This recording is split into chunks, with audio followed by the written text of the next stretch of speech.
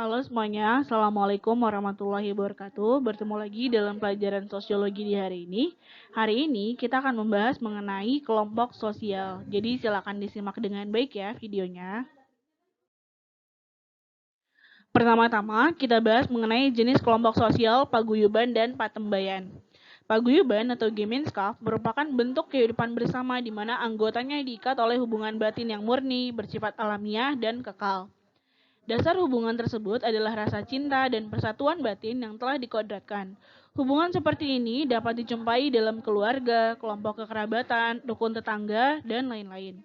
Ferdinand Tonis mengatakan bahwa suatu paguyuban memiliki beberapa ciri pokok, yaitu intim atau hubungannya menyeluruh yang mesra, privat atau hubungan yang bersifat pribadi khusus untuk beberapa individu saja, dan eksklusif atau hubungan itu hanya untuk kita saja, tidak untuk individu lain di luar dari kita. Jadi cirinya ada 3 ya, yaitu intim, eksklusif, dan private. Lalu ada patembayan atau Gesellschaft. Patembayan merupakan ikatan lahir yang bersifat pokok dan biasanya untuk jangka waktu pendek.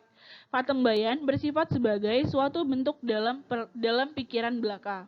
Contohnya yaitu ikatan antara pedagang, organisasi buruh pabrik, dan lain-lain.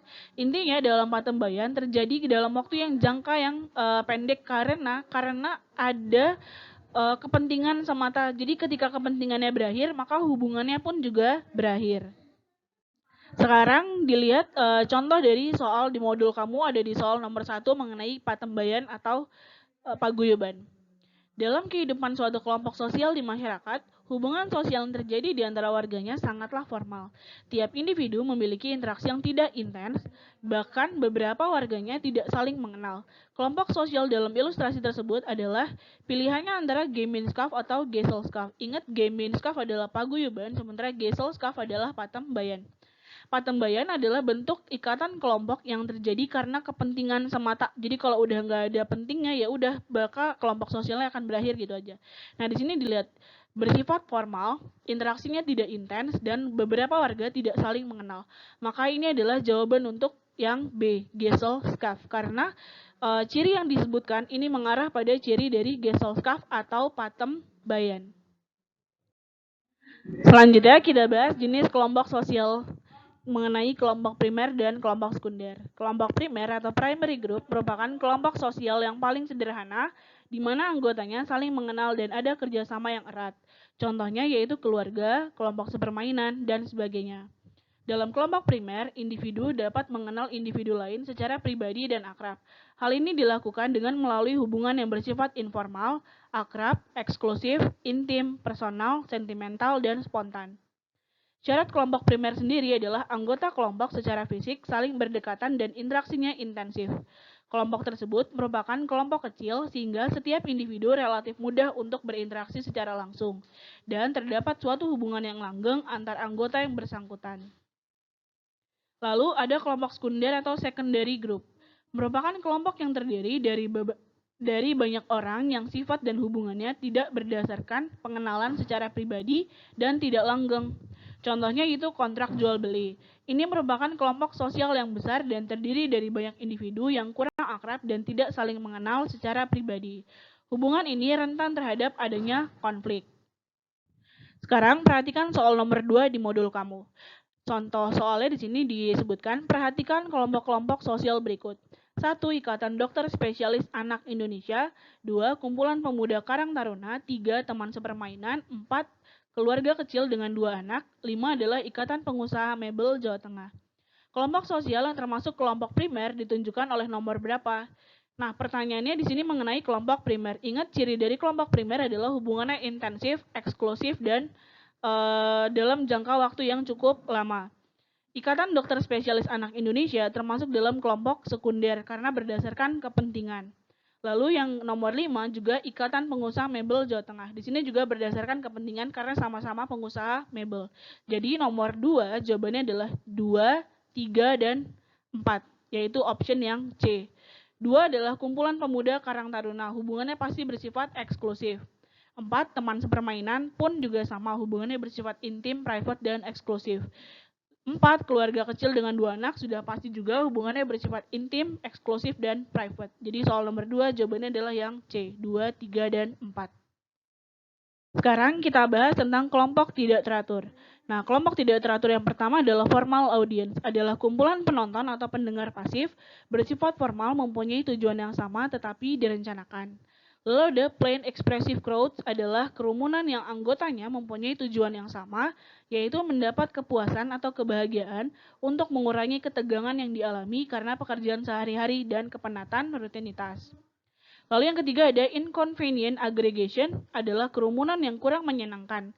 Kehadiran orang lain merupakan halangan tercapainya maksud atau tujuan seseorang.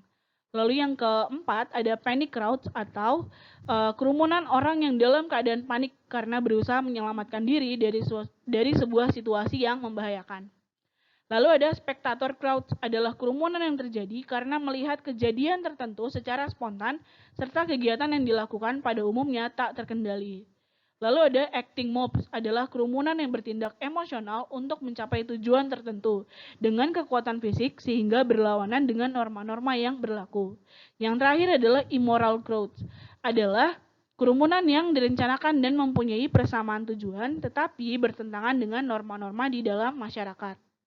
Soal nomor 4 di modul kamu. Perhatikan kelompok-kelompok sosial berikut. 1. Peserta seminar kebangsaan dalam sebuah aula. 2. Orang-orang yang sedang menonton film di gedung bioskop. 3. Kelompok orang yang melihat gedung toko terbakar. 4. Gerombolan ibu yang membanjiri toko akibat diskon dadakan. 5 adalah kelompok orang yang melihat aksi sulap di mall. Kelompok yang termasuk dalam spectator crowds ditunjukkan oleh nomor berapa? Spectator crowds adalah kumpulan atau kerumunan orang yang berkumpul karena sesuatu yang terjadi secara mendadak atau spontan. Nah, dilihat di sini yang secara spontan adalah nomor 3, 4, dan 5. Orang melihat ke gedung toko terbakar, orang belanja karena diskon dadakan, dan orang melihat sulap di mall.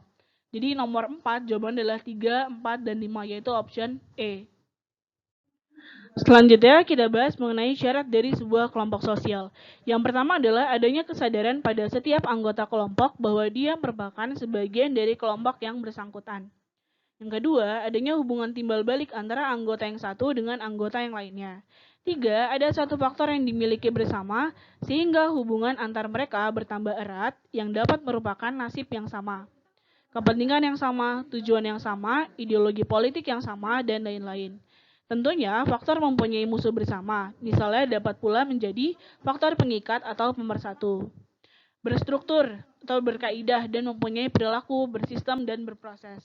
Nah, yang terakhir adalah kelompok sosial adalah bentuk ketertarikan dan ketergantungan manusia dengan orang lain dan lingkungannya. Perhatikan modul kamu. Di modul kamu ini di soal nomor 7 ya. Perhatikan hal-hal berikut. 1. Faktor kesamaan nasib, kepentingan yang sama, dan tujuan yang sama. 2. Berstruktur dan mempunyai pola perilaku yang berbeda.